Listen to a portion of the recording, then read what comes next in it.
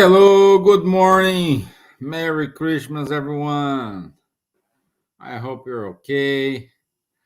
I hope you're fine. You had a great Christmas. Here in Ireland, it's Boxing Day today, and I hope everything is fine with you. So it's quarter past 11 here in Ireland, and I'm you just give a quick conversation with you today. I don't. I forgot to. You see, I'm not home, and I forgot to bring my laptop charger, so I don't want to have too much battery. So we need to we need to be a little bit quick here in order to go to these explanations with you all. Okay, so while I see people are joining us, let's start with your initial prayer. So let's raise up our thoughts, thanking our mentors for this opportunity to be here. Thank you for your time. Thank you for our health. Thank you for our work, our job. Thank you for the blessings of life. So be it. Amen. Okay, so let me add my screen here, and then we can. Today, we're going to talk about the importance of Jesus' teachings in Spiritism and your life. Okay, so many people talking about Jesus, we have this, but at the same time, we do have friends and brothers and sisters. They do not believe in Jesus, they do not believe in God. This is okay? Of course, this is okay. Okay, there are some people I just believe in Jesus but I don't believe in God. Others, I just believe in God but I don't believe in Jesus. It's completely fine. It's completely, let's say, problem free. There is no no importance if you believe, if you don't believe. Okay, and let's develop this idea here a little bit. So in the question 625 of the Spirit's book, uh, Kardec asked, what is the most perfect example that God has offered us as a guide and model? And the Spirit said was Jesus. Great. Okay. But who was he? Even though if we go to the path for those who say, oh, Jesus didn't exist, he's just a kind of a character. Okay, it was character, but let's follow this character as an example. Okay, why? Because the teachings he gave us, the teachings he showed us, the example he lived are our perfect model and example. Okay, that's the reason we are not here going to the route what is wrong, what is right. It does exist, it doesn't exist. It happened, it didn't happen. We are saying here, we are studying here, we are talking about here about the moral teachings. That's what we need to follow, to mirror ourselves and our goal. Okay? Let me change it here. Now I can see your comments. If you have any comments, please let me know. Okay. Who is Ring? We have the questions. What he did in order to divide this history before and after him. Why he reincarnated among us. So, all these valid questions we may ask to ourselves. And for some, we do have an answer. For others, we don't have an answer. It's okay. Some have their own answer. So it's fine. Who's he? He was just a spirit like us all who are evolved, more evolved than ourselves, who came to us to show, hey, this is the path. That's where you should walk through. You know what? Like the compass. You have the compass. The compass point the north. He was our compass, saying, "Hey, that way, okay, that way." What he did in order to divide the history before and after him, because before him, how was the world? We had that rose, the eyes for eyes, tooth for tooth. So we have like people stoning others on a public places. We have oppression from many conquerors, like the Roman Empire. It was big, it was massive, but they were a kind of barbarian. They try to impose their not their methodology, because they leave, every culture lives, but they impose some obligations by force, by fear. Okay. And then came this guy saying, without love, without charity, there is no salvation. Through the path of love, we will evolve. Do not let your hand right knows what your left hand is doing.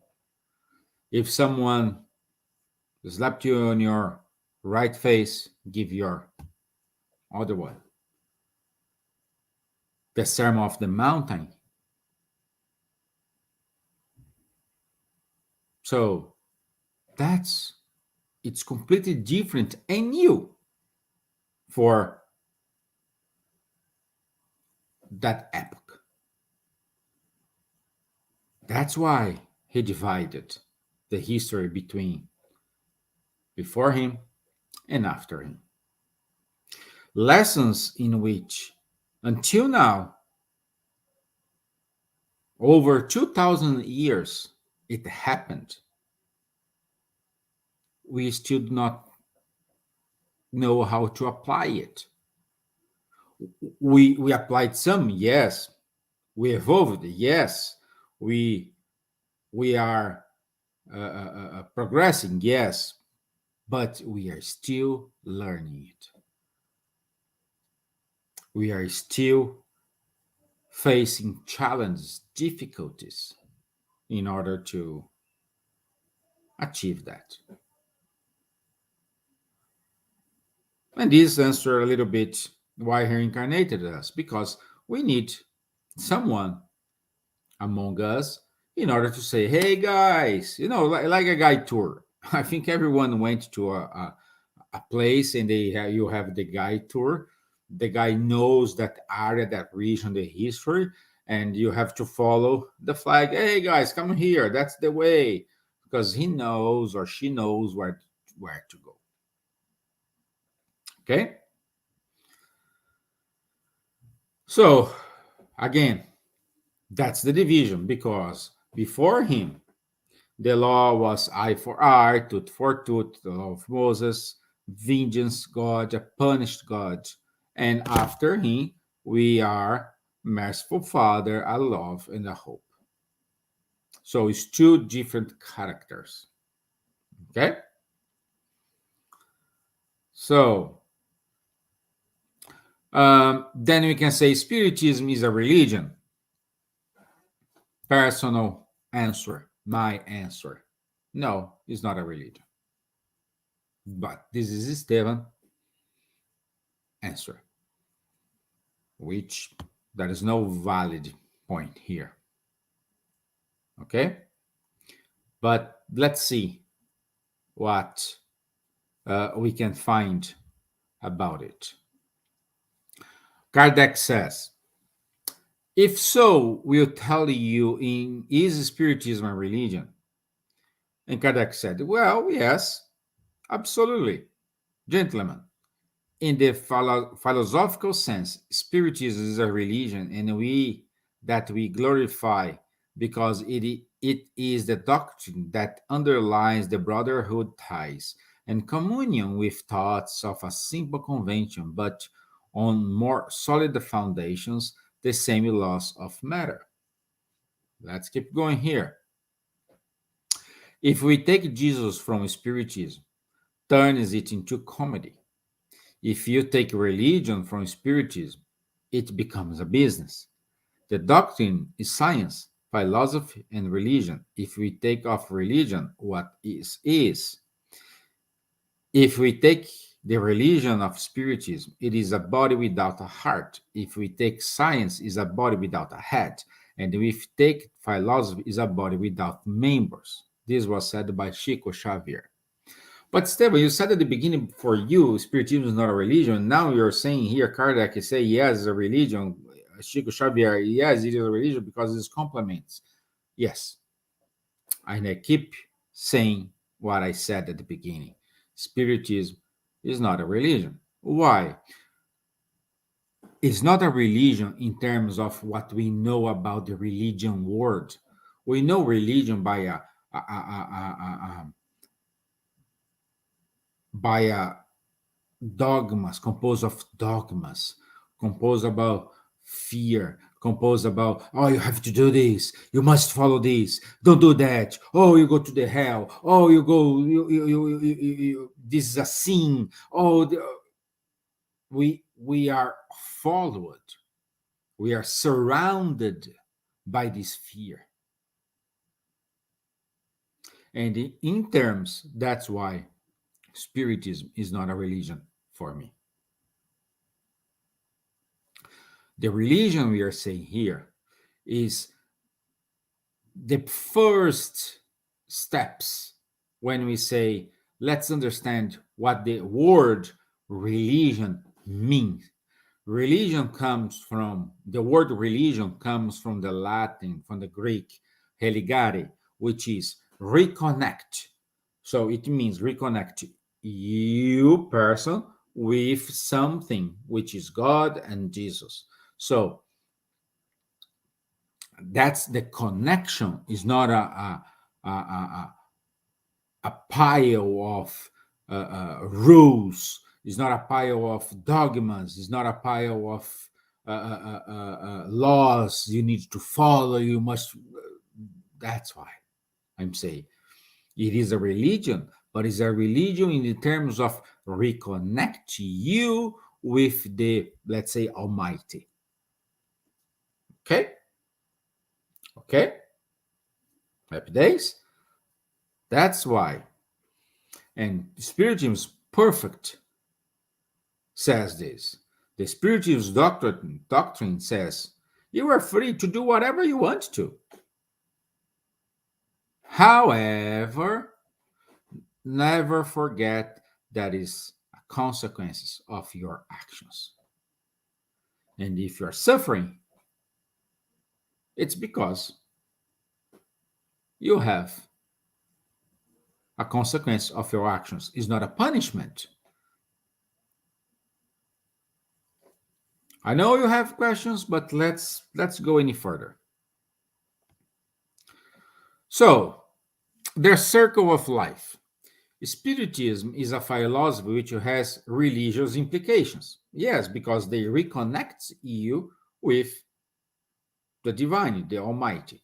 As a religion, Spiritism is based on the spiritual survival.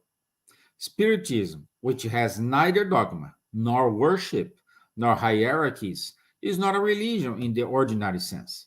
Spiritism unites men in a community of feelings and principles. It is a religion in the etymological sense, meaning tie. This is wonderful. Wonderful why? It, it is because Spiritism comes to clarify the real importance of the communing of thoughts. We need to respect everyone boundaries. We need to respect everyone feelings. We need to respect everyone opinions. We need to respect everyone cultures. We need to respect everyone free will. And how this respect works is a kind of triangle. On the top, we have thoughts, feelings, and actions. If you have positive thoughts or negative thoughts in your mind, okay, and then you have your actions, habits, and default patterns of behavior. So your thoughts create a kind of behavior in you. Okay? And this behavior will generate some feelings based in emotions, in activities. Okay? If you have a bad thoughts, if you have a mind who always think about negative point, oh, I'm here to suffering, oh, this has happened to me because I'm a poor guy, I don't know why this has happened to me, what I did in order to deserve this, your actions will be based on this. You will have a empty life, you will suffer. These actions will provoke you diseases, you get cancer, you always gonna be sick, you will be not happy. That's the feelings. So this will generate to that, I'm missing that something is empty me. I'm an empty person. I need to be fulfilled. And we always need to, like humans like to go to the shopping, men's like to buy a new car. So this will generate all this. But everything starts with your thoughts. That's why it's a communing of thought. We need to reorganize these thoughts. We need to reorganize this way to see the world and take responsibility out of our actions and get rid of that sentiment of, oh, God is punishing me, I'm a poor guy. For those who are spiritists and still and do believe in reincarnation, oh, I did something in the past. Wait a second. Perhaps it's not something you did in the past. It's something you are doing today in this present life. Okay. Okay. So how you can say is that a baby is born with a severe disease. What he did because he just born. Remember, my friends, we do have our free will, and we do have, after this flesh die, this body dies, we go to the spiritual world when we have a more open conscious. And when we have a more open conscious, we will study what we did. We will review our actions.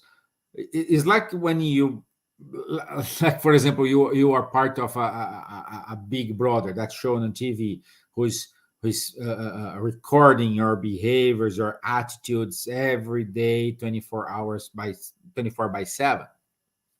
And after when the show finished, you're gonna watch this and you say, wow, I did this.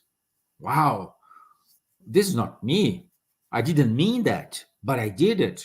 So it's kind of this. You're going to study your behaviors. You're going to study your attitudes. And let's say you are invited to go to this show again in the following year. So because you saw how you behave and I'm sure you will disagree in some aspects with what you did. Perhaps you had a good intention in your mind, but your actions was not connected with your intentions. So you you say, okay, I will do it differently. I will make this a little bit different from what I did in the previous year.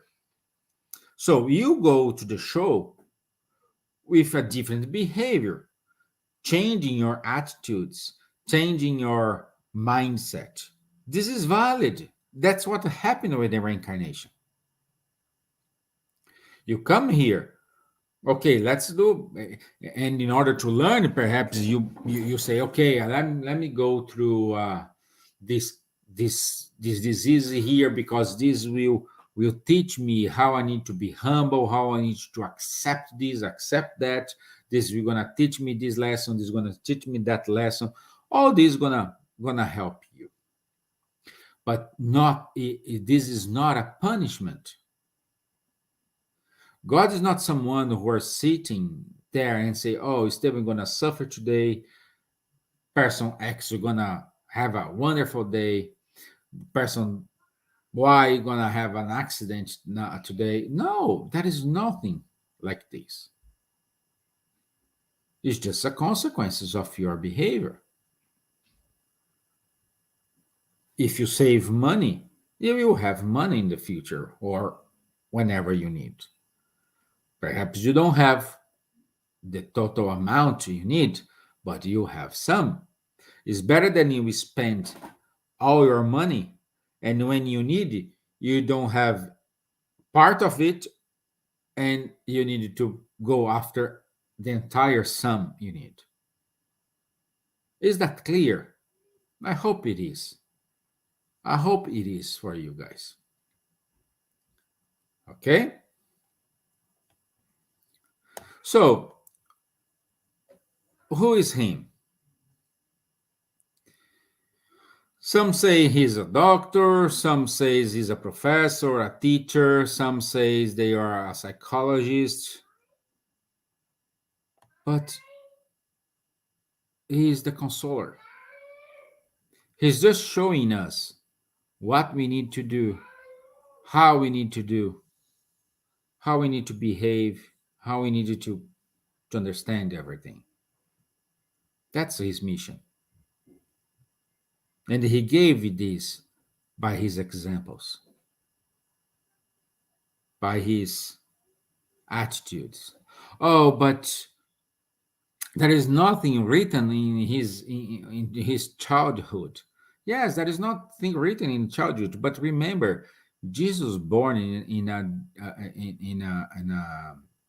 Jewish tradition, and I don't recall the name, but the Jewish tradition says a child man, a man child, it is responsible when they are introduced to the temple. This happens at the 11 years old. From that moment, he is considered a man with actions, started to study, his voice, he can speak in the temple, he can say something, he can participate of the not the deliberation, he has voice inside of the temple. That's why we have everything written from about him from the 11 years onwards. It's simple. We need to understand how was the behavior at that time.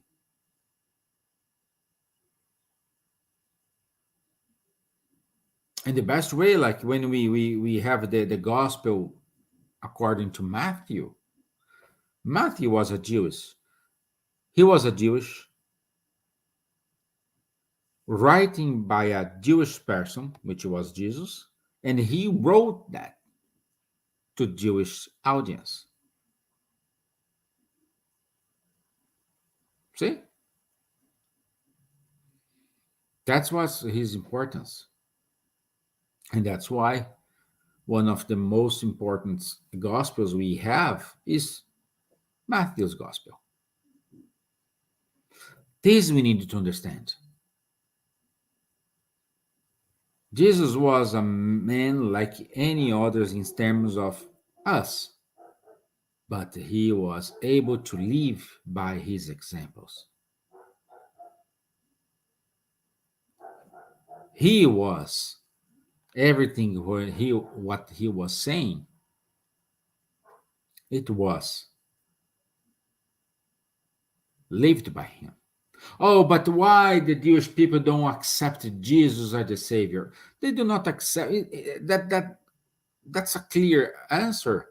They do not accept as a Savior, as the Messiah, because everyone was thinking at that time this Messiah will come in a white horse, powerful, and will annihilate all the enemies of Israel or Jerusalem that time, Jerusalem, and will impose Jerusalem teachings, beliefs in the entire world, like a conqueror. And then came someone humble, came someone say, "Oh, let's not fight. Oh, let's love each other. Oh, let's live by the example." This guy spoke with the Samaritans. When we can say that the episode when he was talking with the Samaritan woman, the well, he spoke with them. He broke some rules set at that time. This was him. That's why he's not accepted as a Messiah from the Jews up to now.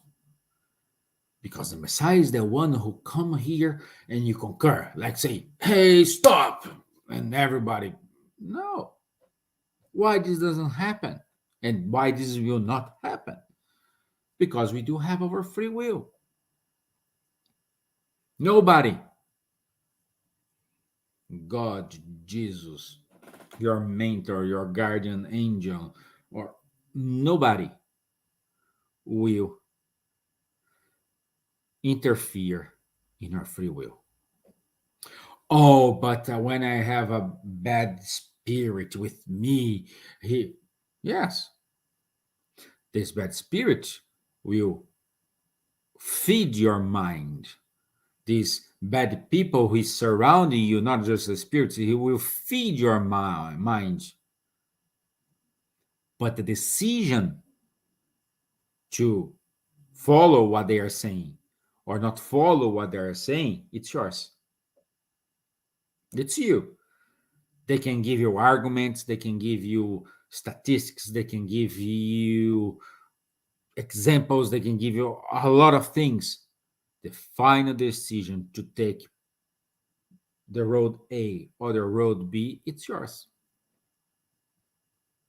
It's your decision, not mine, not them. It's your decision.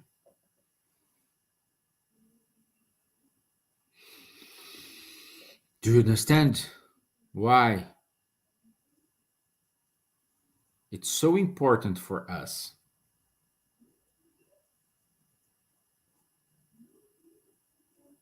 the free will, the respect of each other?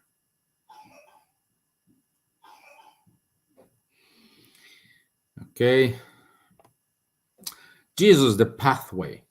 Emmanuel says, it is always learn and severe daily. And serve the it is always learn and serve daily, with constant renewal for the infinite good, because the constructive work in every moment of life is the sublime journey. Yeah, my battery is running low, my friends.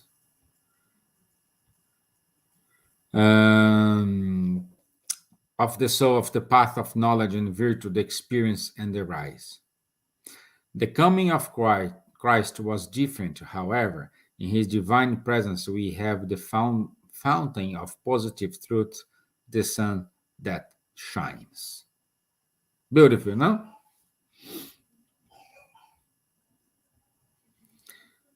So, life per se is a divine group of experiences.